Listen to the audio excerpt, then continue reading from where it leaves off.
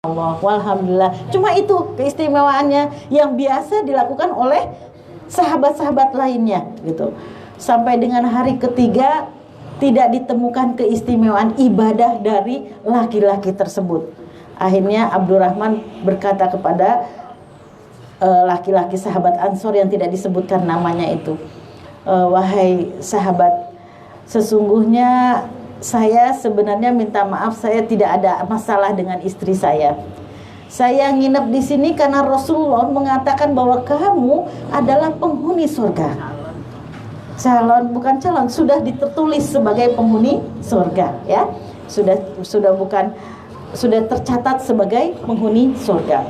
Akhirnya, tapi saya tidak menemukan sebenarnya ibadah apa yang kamu lakukan sehingga namamu tercatat sebagai penghuni surga, sedangkan kami para sahabat-sahabatnya belum disebutkan oleh Rasulullah sebagai penghuni surga.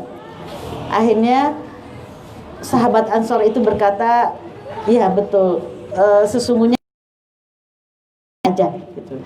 Biasa-biasa seperti yang lainnya, kalau waktunya sholat ya saya sholat, saya melakukan sunat dan sebagainya, tetapi mungkin ini yang bisa menyebabkan saya tercatat sebagai penghuni surga. Oh, apa itu? Kata Abdurrahman bin Amr bin As.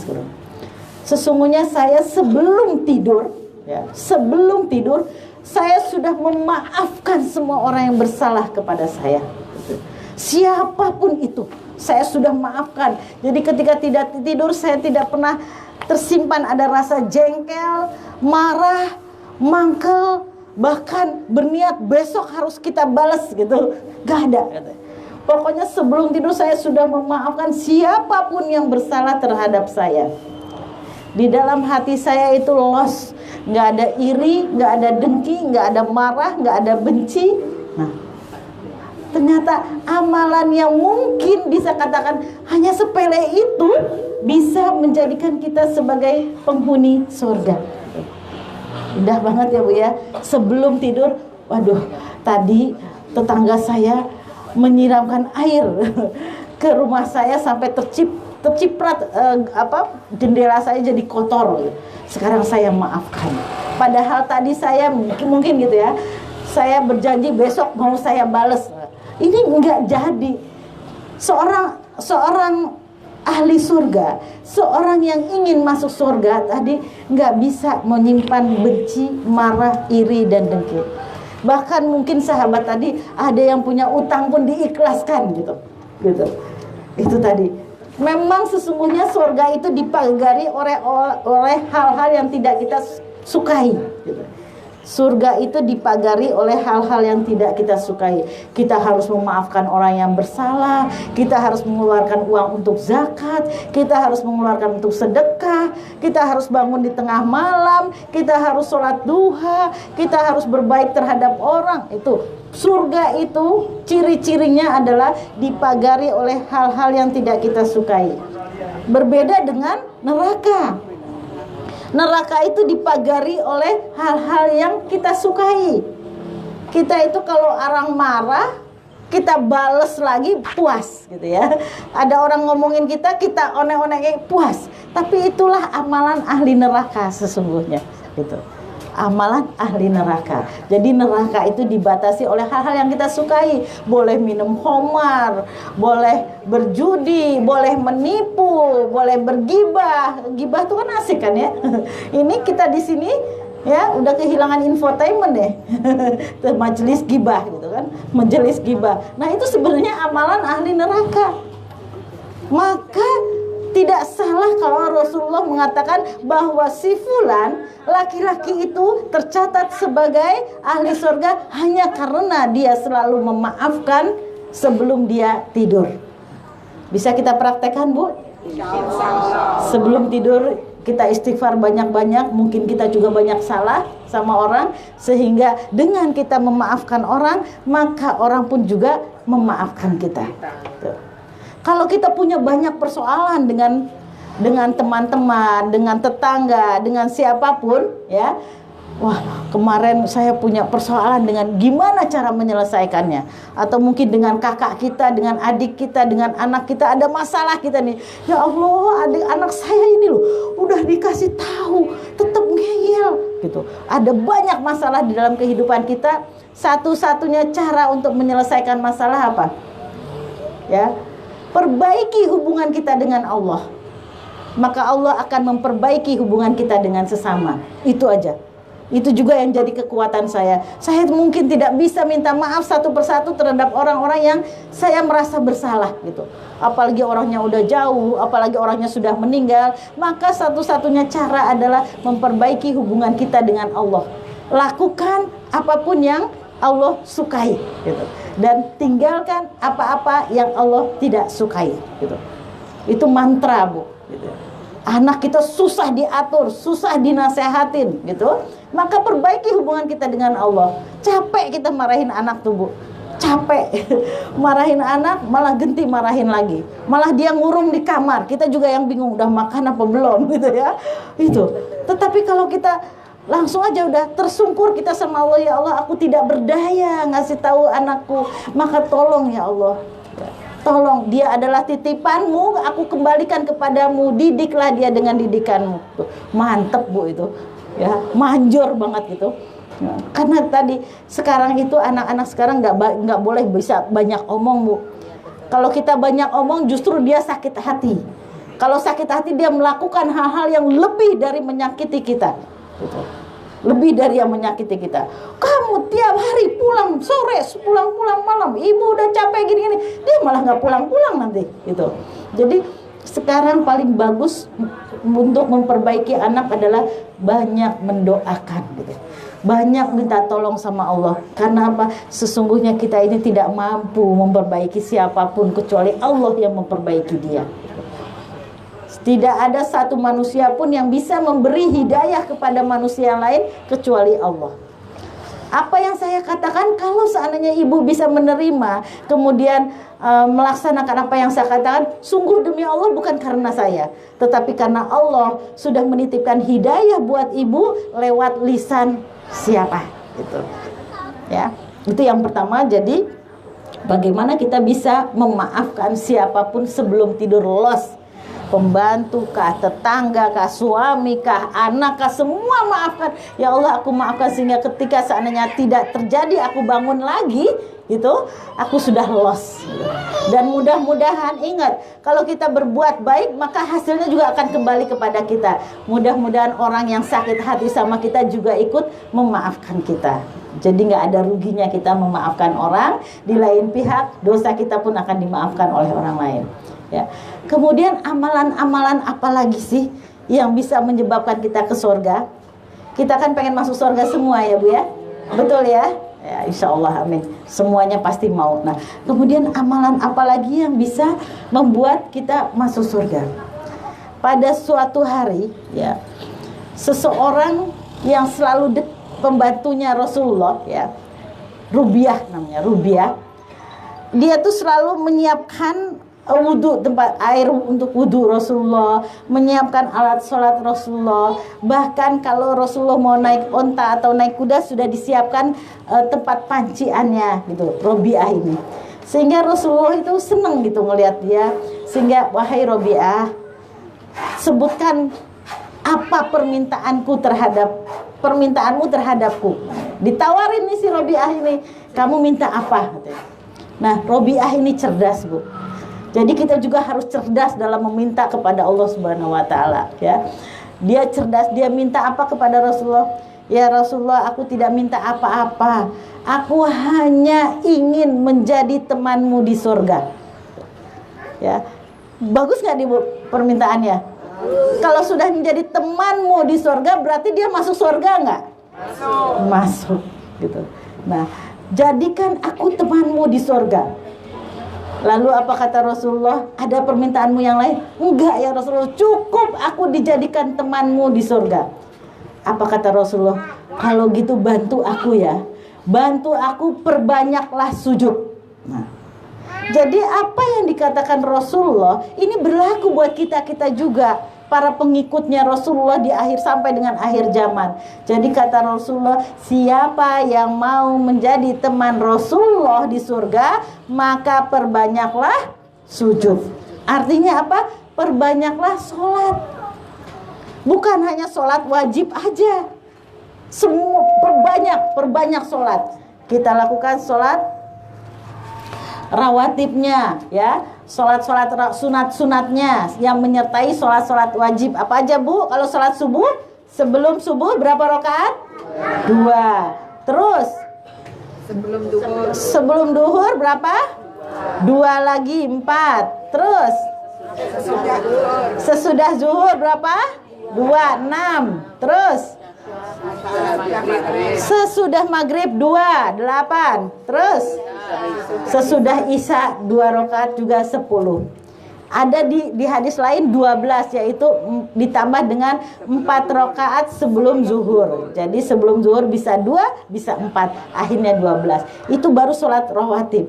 Ya, perbanyak, jangan sampai enggak gitu. Rugi hanya kalau kita sampai belum sholat sunat gitu. Karena sesungguhnya lebih banyak pahala sholat sunat apa puasa sunat? Kira-kira pahalanya? Ya, as-sholatu imaduddin. Sesungguhnya sholat itu tiang agama. Kalau tiangnya nggak ada, maka robohlah agama. Dalam suatu masa Rasulullah mengatakan bahwa sesungguhnya nanti orang ketika di akhirat, ya, ketika bahwa doa kitabah gitu, ditaruh kitab kita, tulisan karya kita selama di dunia gitu. Selama di dunia itu ternyata sudah menjadi sebuah karya tulis. Ketika kita di akhirat tadi, ya, wa wudi'al kitabah, ditaruh kitab di tangan kita, maka akan apa? Terbang gambar semua amalan-amalan kita. Tapi pada saat itu malaikat tidak melihat seluruh amalan kita. Yang pertama yang dilihat apa? Sholat. Mau kita puasanya kenceng, mau sedekahnya kenceng, mau haji bolak-balik, umroh bolak-balik, seandainya sholat kita tidak baik, maka amalan-amalan lain juga tidak dilihat. Udah, kamu masuk neraka. Karena apa? Sholatmu jelek, sholatmu belang bentong, sholatmu kadang-kadang, sholatmu tidak banyak cacatnya, tidak khusyuk, sering lupa dan sebagainya, maka amalan lain tidak dilihat. Artinya apa? Yang paling penting adalah sholat. Maka sholat sunat adalah untuk menyempurnakan sholat wajib kita yang mungkin kurang khusyuknya, kurang tumak ninahnya, kurang konsentrasinya. Maka perlu sekali kita sholat sunat untuk menyempurnakan sholat wajib kita. Sholat sunat ada banyak hal. Ada yang muqayyad. Muqayyad itu apa? Sholat sunat yang sudah diatur waktu dan tempatnya, ya. Kalau yang waktunya sudah diatur tadi sholat sunat rawatib, ya, waktunya adalah menyertai sholat wajib. Kemudian sholat duha sudah diatur waktunya, matahari sepenggelahan. Sholat tahajud sudah diatur waktunya ketika kita bangun tidur, terbangun di tengah malam. Itu sholat yang sudah diatur waktunya. Kalau sholat yang sudah diatur tempatnya adalah sholat at-tahiyat masjid, itu berarti harus di masjid. Nah, ada juga sholat sunat yang mutlak. Mutlak itu tidak diatur tempatnya, tidak diatur waktunya. Ya, ketika kami umroh kemarin, sholat apa ini kita di Masjid Kuba, sholat mutlak, pokoknya sholat aja. Gitu. Sholat apa kita di Masjid Qiblatain, sholat mutlak, sholat aja. Gitu. Jadi ada sholat-sholat yang membuat kita mungkin bersyukur, mungkin di suatu tempat kita bahagia, itu kita boleh sholat gitu. Misalnya ada sholat Bilal bin Abi Robah, beliau ada tukang azannya Rasulullah. Pada suatu hari Rasulullah memanggil Bilal, "Hei Bilal, aku mendengar terompahmu ada di sorga." Kedengeran, kresek gitu, terompahnya Bilal. Bayangin Bilal itu terompahnya aja udah sampai surga, apalagi orangnya gitu kan. Terompahnya aja sudah terdengar di surga. Sebenarnya amal apa sih yang kamu lakukan? Apa kata Bilal? Saya selalu selalu sholat sunat setelah wudu gitu. Setiap habis wudu dia sholat sunat, setiap habis wudu dia sholat sunat. Padahal itu tidak dilakukan oleh Rasulullah. Jadi ada hal-hal diamnya Rasulullah, walaupun dia tidak melakukan, namanya takrir, diamnya Rasulullah sudah bisa menjadi sebuah landasan hukum gitu. Contohnya Bilal melakukan sholat sunat setelah wudhu. Sholat apa itu namanya? Sholat mutlak, ya, sholat mutlak. Orang dari haji biasanya langsung ke masjid, dia sholat 2 rakaat. Sholat apa? Sholat mutlak, karena bersyukur. Nah itu ada sholat mutlak, itu tidak dibatasi berapa jumlahnya. Nah, perbanyak sholat itu, ternyata perbanyak sujud itu menjadikan kita teman Rasulullah di dalam surga. Indah banget ya. Tidak ada yang melebihi keindahannya bersama Rasulullah di surga. Itu adalah orang-orang yang berbanyak sujud. Kemudian amalan apa lagi sih yang bisa kita masuk ke surga? Ya, ternyata apa? Ada amalan, yaitu menghilangkan mara bahaya untuk umum. Ya, pada suatu hari ada seseorang yang memotong pohon-pohon yang menjulang ke jalan raya gitu. Yang kalau orang lewat, ranting-ranting itu bisa kena, atau mobil-mobil bisa kena. Nah itu dikatakan Rasulullah, sesungguhnya itu adalah amalan ahli surga. Termasuk kalau kita misalnya lihat batu di jalan, kalau kelindes mobil pasti muncrat kena orang, kita singkirkan. Bahkan tidaklah satu duri atau satu paku di jalanan yang kita singkirkan supaya orang tidak kena, kecuali menghapus dosa-dosa kita gitu. Nah itu betapa indahnya ya amalan-amalan ahli surga. Yang pertama tadi kita hilangkan rasa iri dan dengki. Yang kedua adalah tadi banyak sujud. Yang ketiga menghilangkan mara bahaya. Nah ini yang keempat. Tuh saya lupa ya ya tadi. Nah ada ayat surat Al-Imran ayat 133. Wasari'u ila rabbika wasari'u ila magfiratin mir rabbikum wa jannatin arduhas samawati wal ard uiddat lil muttaqin. Ya. Ternyata apa ibu-ibu? Ternyata seseorang pelaku dosa, pelaku maksiat, pelaku dosa-dosa yang banyak itu bisa masuk surga, bahkan disenangi oleh Allah Subhanahu wa taala. Maka kita jangan sombong. Kalau kita rajin ke masjid, sebelah kita kerjaannya maksiat, kamu ahli neraka. Belum tentu. Pada suatu hari ketika orang-orang berada di surga, ya, misalnya orang ahli masjid di surga, dia protes sama Allah. Ya Allah, kenapa tetangga saya dia ahli maksiat, ahli melakukan hal dosa-dosa besar, kok surganya lebih tinggi dari saya? Kalau gitu saya mending waktu di dunia juga melakukan maksiat. Kata Allah, karena kamu rajin ke masjid, karena kamu rajin ibadah, kamu lupa sering-sering mohon ampun kepadaku.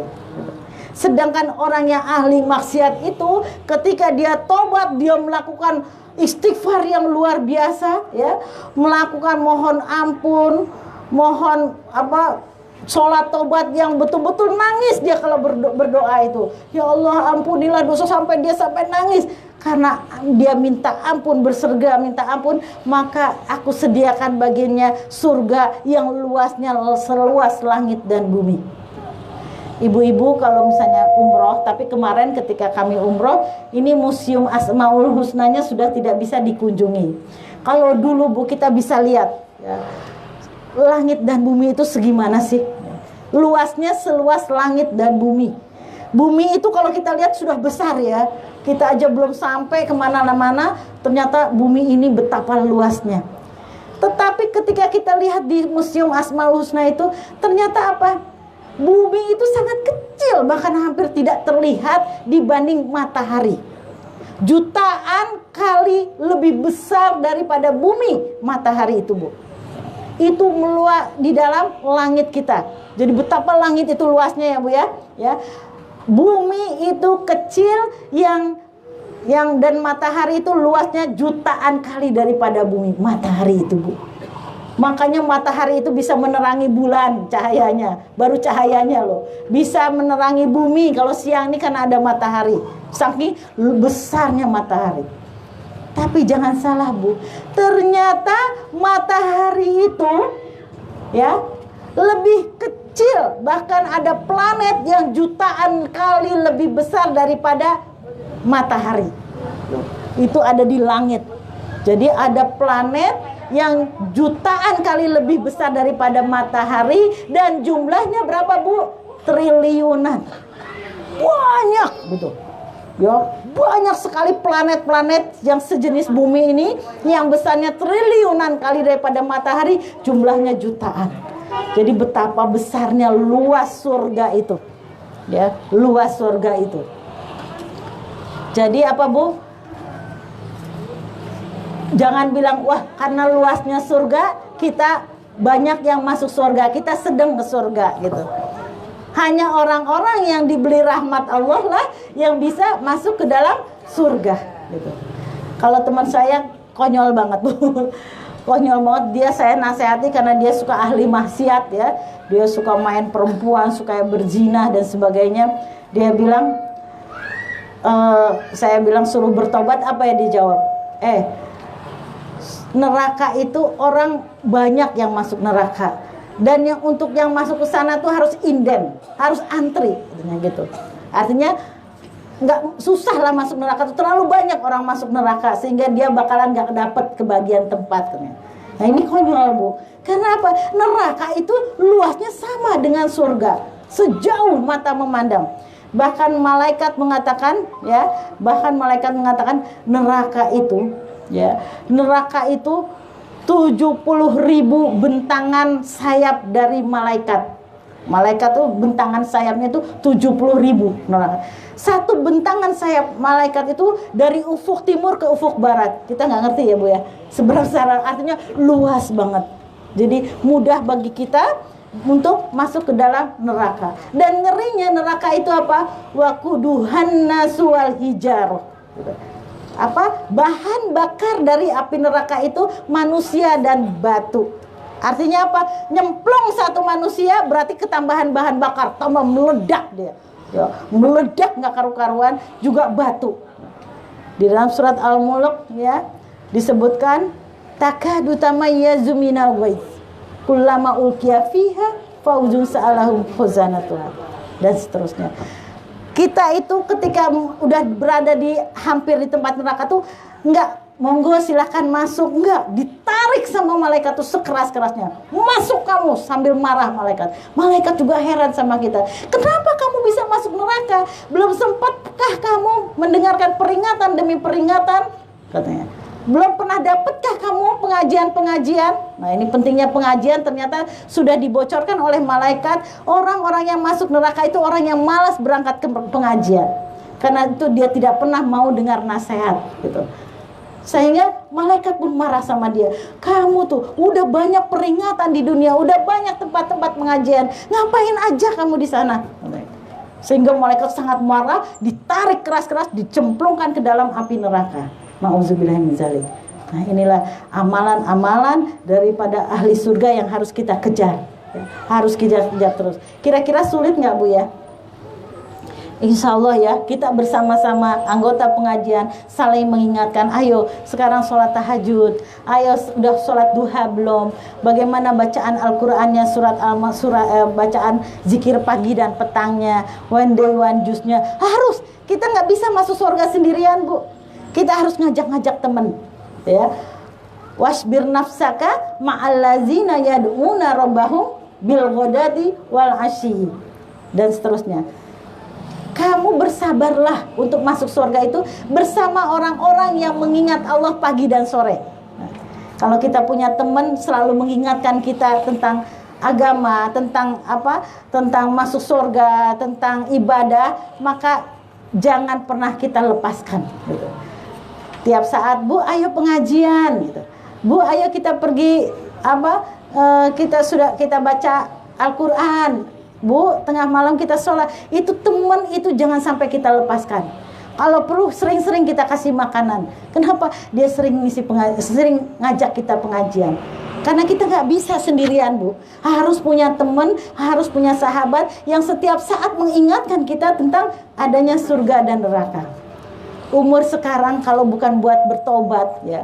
Umur sekarang kalau bukan buat bertobat untuk mengisi dengan amal ibadah, mau ngapain lagi? Gitu.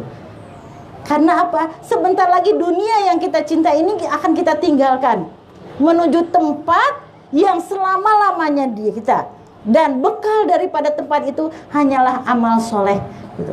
Hanyalah amal soleh. Maka kalau sudah umur segini, bagaimana mungkin kita bisa melepaskan amalan-amalan tersebut? Ada pengajian pagi sore, makanya kan kalau di kampung saya itu sering banget pengajian, isinya banyak orang tua. Nggak salah memang, gitu. Nggak salah memang, tapi kan kita nggak tahu umur kita sampai gimana. Maka kita harus membiasakan diri semudah mungkin. Anak-anak diopiak, ayo nak, itu pengajian datanglah nak, itu pengajian di sana datanglah, gitu. Kalau di Jogja tuh nggak habis-habis, nggak kekurangan tempat-tempat pengajian. Itu mulai anak kita harus kejar-kejar. Dan jangan lupa, contoh adalah yang paling baik. Contohkan bahwa kita rajin berangkat ke pengajian. Karena tadi kita hanya bisa masuk surga bersama orang-orang yang mengajak kita mengingat Allah pagi dan petang. Ya, mudah-mudahan ada manfaatnya. Sedikit saja dari saya. Mohon maaf atas segala khilaf dan salah. Wabillahi taufiq wal hidayah. Assalamualaikum warahmatullahi wabarakatuh. Didoakan sekali lagi. Oh ya, baik. Ibu-ibu, doa adalah ruhnya ibadah. Maka kita akhiri semua ini dengan berdoa bersama.